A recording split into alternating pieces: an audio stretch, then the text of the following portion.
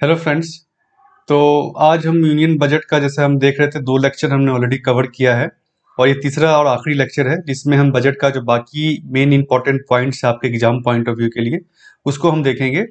इसमें हम जो मोटा मोटी हम देखने वाले हैं इस वीडियो में वो है आपका संविदा स्कीम जो एग्रीकल्चर से रिलेटेड है, operation green, agriculture infrastructure fund. तो ये तीनों जो है बेसिकली एग्रीकल्चर पे जो बजट का फोकस एग्रीकल्चर को लेकर के क्या क्या स्कीम्स है।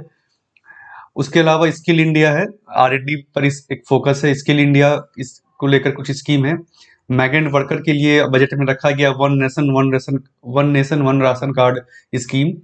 उसके अलावा स्पेस मिशन के लिए गगनयान मिशन पे भी कुछ अन्य खर्च गवर्नमेंट कर रही है बजट में, कुछ फंड एलोकेट किया है। और फिर एजुकेशन सेक्टर के लिए हाई एजुकेशन कमीशन की बात की गई है और भी कुछ बातें हैं। तो इंपॉर्टेंट जो पॉइंट्स है इस वीडियो लेक्चर में हम बाकी के बजट को कवर करेंगे। और आप जरूर इस चैनल को सब्सक्राइब कर लें ताकि आप कोई भी वीडियो मिस नहीं करें। इकोनॉमिक सर्वे का भी हमारा वीडियो है, तो प्लेलिस्ट में जाकर आप देख सकते हैं बजट का और इकोनॉमिक सर्वे का वीडियो। तो जैसा कि मैंने शुरू में कहा था पहले वीडियो में कि बजट है पूरा वो 6 पिलर पे खड़ा है, 6 फोकस एरिया है बेसिकली। तो उसमें से 2 हमने कवर किया है पहले 2 वीडियो में, वे हेल्थ एंड वेलबींग जिसमें हमने vaccine, clean air, scrapping policy ये सब देखा था। और दूसरे में हमने physical and finance capital infrastructure पे जो गवर्नमेंट का बजट एलोकेशन रहा है नई नई स्कीम का, उसको हमने देखा था। और इस वीडियो लेक्चर में जैसे मैंने कहा बाकी के 4 पिलर को हम डिस्कस करेंगे। Inclusive development for aspirational area, उसके अलावा सेकंड जो आपका फोर्थ जो पिलर है नी इन्वोगरेटिंग ह्यूमन कैपिटल, फिर इनोवेशन एंड R&D, और लास्ट जो पिलर है जो फोकस एरिया है गवर्नमेंट का, minimum government and maximum governance पे। तो इन चारों को हम इसके अंदर का जो मेन मेन पॉइंट है वो हम देखेंगे।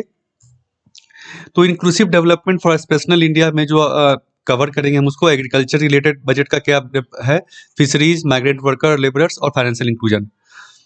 तो एग्रीकल्चर का अगर हम देखें तो ना क्या है बेसिकली संविदा स्कीम को गवर्नमेंट जो है ऑलरेडी लॉन्च किया इन्होंने 2020 में। बट इसको जो है अब पहले कुछ स्टेट्स में 6 स्टेट्स में पायलट प्रोजेक्ट की तरह स्टार्ट किया गया था। इसको अब सारे स्टेट्स में इसको एक्सपेंड किया जाएगा। तो ये record of right to property देता है, बेसिकली रिकॉर्ड देता है प्रॉपर्टी का इन इन विलेजेस। इसको हम देखेंगे अभी नेक्स्ट स्लाइड में क्या डिटेल में।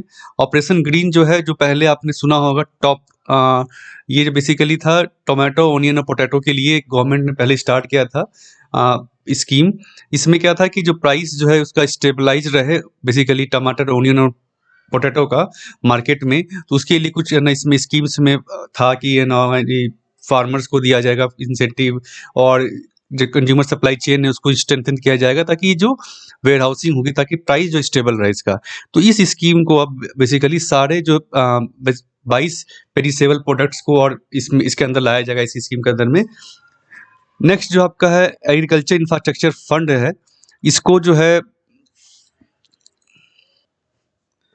तो एग्रीकल्चर इंफ्रास्ट्रक्चर फंड जो है इसको बेसिकली APMC को अवेलेबल कराया जाएगा ताकि वो वहाँ पे इंफ्रास्ट्रक्चर जो है और दुरुस्त हो सके, पैसा उनको मिल सके।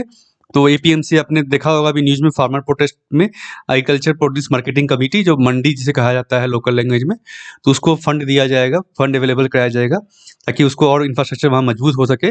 और ई नाम जो इसमें आपने सुना होगा, एग्रीकल्चर मार्केटिंग जो है ई नाम और ऑनलाइन मार्केटिंग, उसमें 100 और मंडियों को जोड़ा जाएगा इस ई नाम पोर्टल से। उसके अलावा जो गवर्नमेंट का है कि MSP जो है मिनिमम 1.5 गुना, जो स्वामीनाथन कमेटी की रिपोर्ट थी, तो मिनिमम 1.5 गुना जो कॉस्ट ऑफ प्रोडक्शन जो है अक्रॉस ऑल कमोडिटी उसको मिले, लोगों को, फार्मर्स को मिले MSP। तो ये बेसिकली फार्म एग्रीकल्चर से रिलेटेड है। उसके अलावा एग्रीकल्चर क्रेडिट टारगेट जो है to be enhance to ₹16.5 lakh crore. तो ये क्रेडिट जो है गवर्नमेंट देती है डिफरेंट सेक्टर्स में एग्रीकल्चर में, उसको और इनहेंस किया गया। रूरल इंफ्रास्ट्रक्चर डेवलपमेंट फंड जो ऑलरेडी बहुत पुराना फंड है, ये नाबार्ड के पास रहता है बेसिकली, तो इसका जो कैपेसिटी उसको इनहेंस किया गया है। और माइक्रो इरिगेशन फंड जो है उसको डबल कर दिया गया है इरिगेशन फैसिलिटी के लिए, माइक्रो इरिगेशन फैसिलिटी के लिए इस फंड का यूटिलाइजेशन होता है, इसको बढ़ा करके 10,000 करोड़ कर दिया गया है। तो संविदा स्कीम क्या है बेसिकली, इसका फुल फॉर्म आपका है survey of villages and mapping with improvised technology in village areas. तो ये फुल फॉर्म है। तो इसके फुल फॉर्म से आप समझ सकते हैं बहुत कुछ कि विलेज का सर्वे करके and mapping with improvise technology, इसको मैप करना टेक्नोलॉजी का यूज करके विलेज एरिया में, बेसिकली ये विलेज का स्कीम है। ये जो है 2-3 मिनिस्ट्री डिपार्टमेंट का मिलकर प्रोजेक्ट है। Ministry of Panchayati Raj, state Panchayati Raj department जो उस स्टेट का होगा, स्टेट रेवेन्यू डिपार्टमेंट क्योंकि वहाँ पे टैक्सेस जो है, रेवेन्यू जो है, मैपिंग जो उनके पास होता है, और सर्वे ऑफ इंडिया, ताकि ये टेक्नोलॉजी जो है यूज करके जीपीएस उसको यूज करके जीआईएस मैपिंग करके उसको बनाया जा सके। तो इन मिनिस्ट्री का कोलैबोरेटिव अटेम्प्ट है ये एक तरह से इस स्कीम में। ये क्या है basically mapping of land parcels, तो रूरल एरिया में विलेजेस में लैंड जो है उसको मैप करना using drone technology and continuously operating reference station. तो इन टेक्नोलॉजी के माध्यम से, जैसे आपने देखा इम्प्रूवाइज टेक्नोलॉजी, तो इन टेक्नोलॉजी के माध्यम से लैंड जो है वहाँ पर विलेजेस में उसको मैपिंग करना, किसका किसका कितना लैंड है, कहाँ से शुरू है, कहाँ खत्म है, कितना बड़ा एरिया है, और ये जो अक्रॉस द कंट्री होगा फेज वाइज मैनर में। 2020 से 2024 का पीरियड रखा गया, 4 साल का पीरियड गवर्नमेंट ने इस स्कीम के लिए। विल हेल्प, इसका यूज क्या है, help in streamlining planning and revenue collection in rural areas and ensuring clarity on property rights. जिससे क्या हो, प्रॉपर्टी राइट्स जो है, किसके पास कितना लैंड है, किसकी जमीन कहाँ से शुरू कहाँ से खत्म होती है, तो प्रॉपर्टी डिस्प्यूट जो है कम कर सके और प्रॉपर्टी राइट्स जिसको है उसको मिल सके। और उसके अलावा जो प्लानिंग गवर्नमेंट जैसे बोला करती है कि भाई सड़क हमें बनाना है, यहाँ पे वेयर हाउस बनाना है, डेवलपमेंट करना है, तो प्लानिंग गवर्नमेंट के पास अगर डेटा रहेगा तो प्लानिंग आसान होगी, स्टेट गवर्नमेंट के लिए भी, पंचायत के लिए भी और सेंट्रल गवर्नमेंट के लिए भी। अभी जो है ये कवरेज है, मैंने कहा कि अभी सिर्फ 6 स्टेट्स में है, लेकिन बजट ने कहा है कि इसको हम ऑल ओवर इंडिया इसको हम इम्प्लीमेंट करेंगे, एक्सटेंड किया जाएगा। नेक्स्ट जो स्कीम की बात कही गई थी, एग्रीकल्चर इंफ्रास्ट्रक्चर फंड, ये ऑलरेडी लास्ट ईयर इसको लॉन्च किया गया था आपका आत्मनिर्भर भारत पैकेज के अंतर्गत। ये स्कीम क्या है, ये मीडियम टू लॉन्ग टर्म डेप्ट फाइनेंसिंग फैसिलिटी ये देता है scheme for investment in viable project for post harvest management infrastructure and community farming assets. तो ये जो बेसिकली पोस्ट हार्वेस्ट जो मैनेजमेंट है उसका इंफ्रास्ट्रक्चर के लिए और कम्युनिटी फार्मिंग के लिए जो प्रोजेक्ट्स है, कुछ वायबल प्रोजेक्ट्स है, उसमें ये फाइनेंसिंग का ये स्कीम है, फाइनेंस करने के लिए ये फंड खोला गया था गवर्नमेंट का through interest subvention and financial support. तो इंटरेस्ट जो है लोन पे आपको लगता है उस पर गवर्नमेंट उसमें कमी देगी, कुछ रियायत देगी इस स्कीम के अंदर में। तो ये 2020 में पिछले साल स्टार्ट हुआ था, 2029 10 साल के लिए इस स्कीम को लॉन्च किया गया है। ये आत्मनिर्भर भारत पैकेज का स्कीम है, जैसे हमने कहा। इसमें क्या है बेसिकली 1 लाख करोड़ जो गवर्नमेंट इसके अंदर दिया स्कीम में कि बैंक्स और फाइनेंशियल इंस्टीट्यूशंस देगी, प्राइवेट एग्रीकल्चर सोसाइटी हो गई, प्राइमरी एग्रीकल्चर सोसाइटी, जो कोऑपरेटिव सोसाइटीज होती है जैसे आपने देखा होगा, मार्केटिंग सोसाइटीज हो गई, फार्मर प्रोड्यूस ऑर्गेनाइजेशन जो है, marketing organisation, self help groups हो गए, फार्मर जॉइंट लाइबिलिटी ग्रुप्स में कम्युनिटी फार्मिंग के लिए जो है ये बेसिकली मल्टीपर्पज कोऑपरेटिव सोसाइटी। तो इन स्टार्टअप्स, इन सभी को बेसिकली फंड बैंक के थ्रू चैनलाइज किया जाएगा।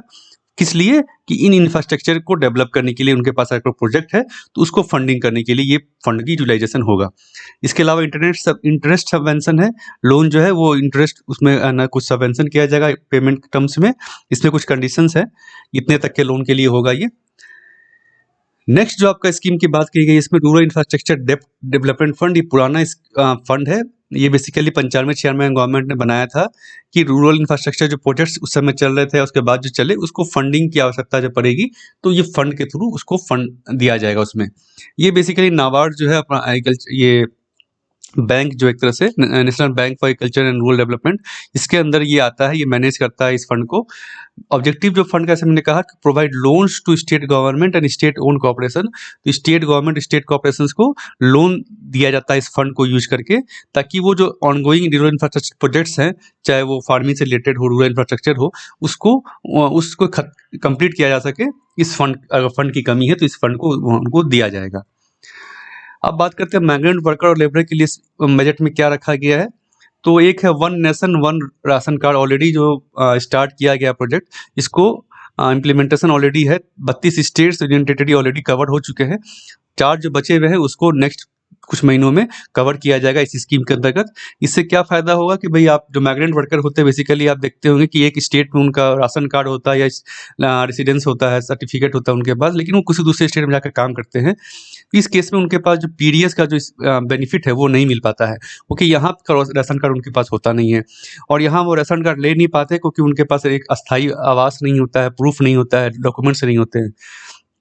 तो इसको ईजी करने के लिए गवर्नमेंट ने ये स्कीम्स को चलाया था। उसके अलावा new portal to collect information on the unorganised labour force, unorganised sector में जो लेबर फोर्स काम कर रहे हैं उनका इन्फॉर्मेशन कलेक्ट किया जाएगा, नए पोर्टल को लॉन्च करेगी government. Migrant worker specially to help formulate scheme for them. तो अभी जो कोविड के समय में काफ़ी जो आपने देखा पलायन हुआ था माइग्रेंट वर्कर जो दिल्ली या बड़े जो मेट्रो सिटीज़ से वापस अपने घर तरफ गए थे, उस केस में गवर्नमेंट को काफ़ी दिक्कत हुई थी कि उनके पास कोई डेटा नहीं था, कोई स्कीम उनको दे पाने में असमर्थ थी। तो उस चीज़ से लड़ने के लिए गवर्नमेंट ने ये प्लान किया है कि भई हम इन्फॉर्मेशन कलेक्ट करेंगे अनऑर्गनाइज़ सेक्टर के वर्कर का, माइग्रेंट वर्कर का, ताकि कोई स्कीम देना हो उनको, कुछ फंडिंग करनी हो, कुछ फंड ट्रांसफ़र करना हो, तो उस केस में आसानी हो सके। इसके अलावा जो लेबर कोड जो है ऑलरेडी गवर्नमेंट ने इम्प्लीमेंट किए हुए हैं, उसका इम्प्लीमेंटेशन चल रहा है। ये बिल के through labour code code government लेके आई थी। उसके अलावा single registration and licensing and online returns to reduce compliance burden on employers. तो ये जो एम्प्लॉयर्स के लिए बर्डन रिड्यूस करने के लिए रजिस्ट्रेशन प्रोसेस को सिंपल किया जाएगा, लाइसेंसिंग सिंपल होगी और ऑनलाइन रिटर्न्स आप दे सकेंगे।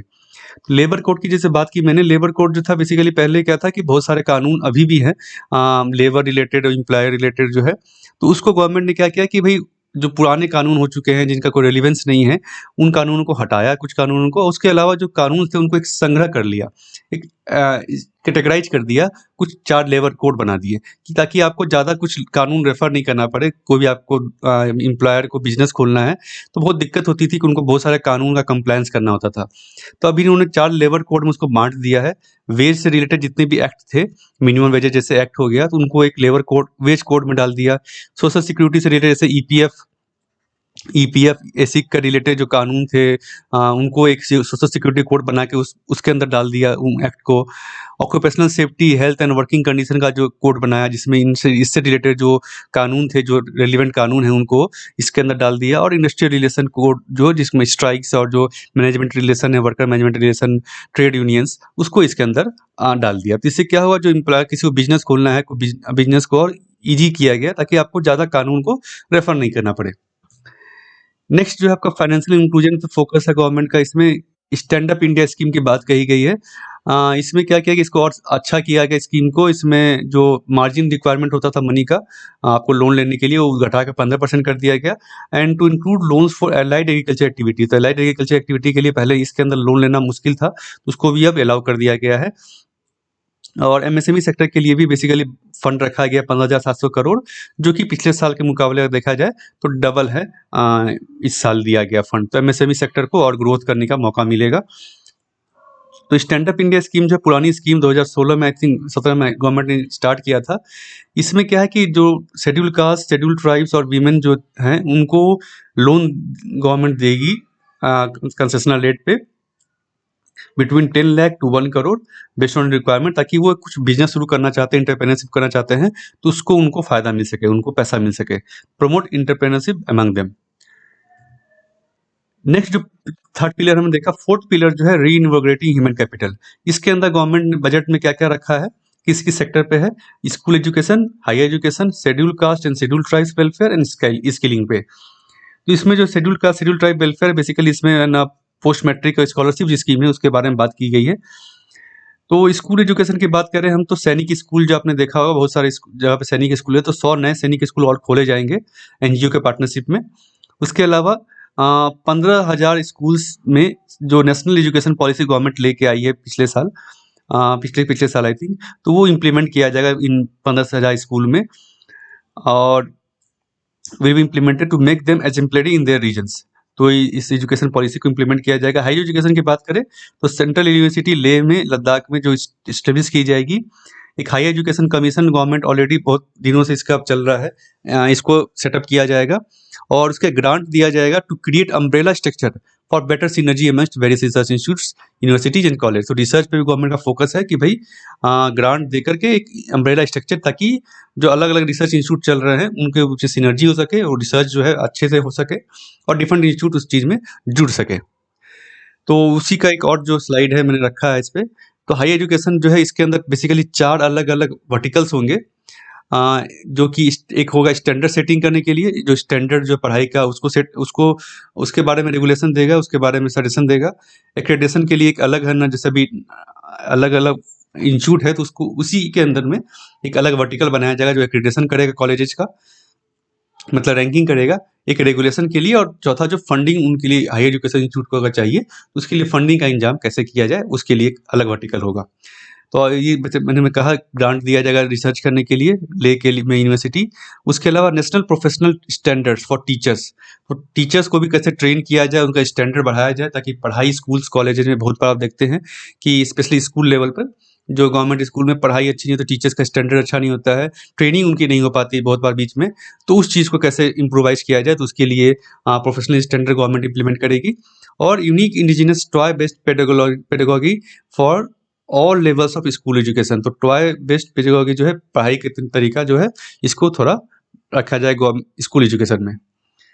Standardisation of Indian sign language across the country and development of national and state curriculum materials for children which hearing impairment, तो जिन हियरिंग इम्पेयरमेंट स्टूडेंट के लिए साइन लैंग्वेज पे फोकस गवर्नमेंट का है, ताकि जो डिजेबल्ड है डिफेंसली एबल्ड उनको उनके लिए पढ़ाई का करिकुलम अच्छे से किया, उनके लिए किताबें अवेलेबल हो, उनके लिए बुक्स अवेलेबल हो, उनके लिए हिसाब से मटेरियल अवेलेबल हो, ताकि वो अच्छे से पढ़ाई कर सके। इसके अलावा CBSE board exams to be reformed in phase manner so that exam moves away from rote learning, तो ये काफ़ी पुराना फोकस है गवर्नमेंट का कि भाई रोट लर्निंग जो आप देखते हैं अभी बच्चे क्या करते हैं कि ये रट के जानना पड़ता है, उसके एग्जाम में आप जाकर दो, तो उसको हटा करके कैसे जो बच्चे समझ सके चीज़ों को, ज़्यादा समझ पे जो ध्यान रहे वो कैसे हो, इसके लिए सीबीएसई बोर्ड एग्जाम्स को, जैसे कि ओपन बुक एग्जाम हो गया आपका, इसमें आपको पढ़ के जाने की ज़रूरत नहीं है, आप समझ के जाएं, किताब खोल के आप लिख सकते हैं, तो उस वैसा कुछ एग्जाम में परिवर्तन किया जाएगा एग्जाम पैटर्न में। स्किल के रिलेटेड भी गवर्नमेंट बजट में जो रखा गया है apprentice act, apprentice act basically क्या है कि जो आप जैसे कहीं किसी सेक्टर में ज्वाइन करते हैं, किसी कंपनी में ज्वाइन करते हैं, तो आपको एक ट्रेनिंग देनी होती है अप्रेंटिस, एज अप्रेंटिस आप ज्वाइन करते हैं, तो उसको अमेंड किया जाएगा ताकि अप्रेंटिस अपॉर्चुनिटी जो यूथ के लिए और बढ़ सके। उसके अलावा एग्जिस्टिंग जो स्कीम है आपका नेशनल अप्रेंटिस ट्रेनिंग स्कीम, इसको अलाइन किया जाएगा फिर से with an outlay of 3000 crore इसके लिए फंड रखा गया है for post education apprenticeship training of graduates and diploma holders engineering, तो इन कैटेगरी के लोगों के लिए, इन डिग्री के लोगों के लिए अप्रेंटिसशिप को प्रोवाइड किया जाएगा। ट्रेनिंग बेसिकली जो होती है एक तरह से आप कह सकते हैं ये फील्ड ट्रेनिंग हो गई, एक तरह से जॉब ओरिएंटेड ट्रेनिंग होती है अप्रेंटिसशिप, तो उसके लिए और अलग से पैसा गवर्नमेंट ने रखा है 3000 करोड़ का। उसके अलावा partnership like what India has with UAE and Japan for skilling and training to be extended to include other countries, तो अभी ऑलरेडी गवर्नमेंट का यूएई और जापान के साथ कुछ ट्रेनिंग स्किल को लेकर पार्टनरशिप है, इसको और एक्सटेंड किया जाएगा, अलग दूसरी कंट्री के साथ गवर्नमेंट प्लान एग्रीमेंट करेगी, पार्टनरशिप करेगी ट्रेनिंग और जो जॉब ट्रेनिंग के लिए और स्किलिंग के लिए। नेक्स्ट जो पिलर है कैटेगरी है बजट में इनोवेशन एंड आर&डी है, इसमें क्या है first unmanned launch two is selected for December 2021, इस साल दिसंबर में गवर्नमेंट का प्लान है कि जो अनमैन्ड लॉन्च मतलब कि जो एयरक्राफ्ट स्पेस पर जाने के लिए उसको लॉन्च किया जाएगा। As part of Gaganyaan mission activities 4 Indian astronauts are being trained on generic space flight aspects in Russia, तो ऑलरेडी ये ट्रेनिंग चल रही है काफ़ी दिनों से, एक साल से। गगनयान मिशन जो है बेसिकली मैं बता दूं ये है हमारा जो स्पेस मिशन है कि हमारे लोगों को जो स्पेस में लेके जाएगा, मैन मिशन एक तरह से, तो उसके लिए ऑलरेडी 4 जो है इंडियन एस्ट्रोनॉट को ट्रेनिंग दी जा रही है रसिया में कि आप कैसे वहाँ पे स्पेस का मॉड्यूल कैसा रहेगा, वहाँ पे आप कैसे बढ़ सकते हैं, जा सकते हैं, उन चीज़ों को। उसके अलावा national research foundation with an outlay of 50,000 crore to strengthen overall research ecosystem in the country, research पे फोकस है, आर&डी जैसे मैंने कहा।